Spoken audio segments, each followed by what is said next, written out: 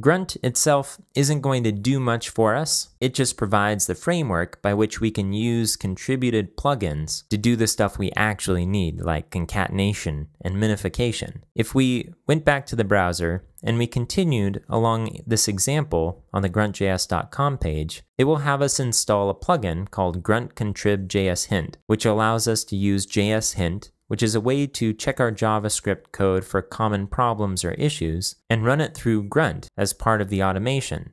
This can be super useful, but it's not something that we need in particular for our project. So what we're going to do is do a search for Grunt and concatenation.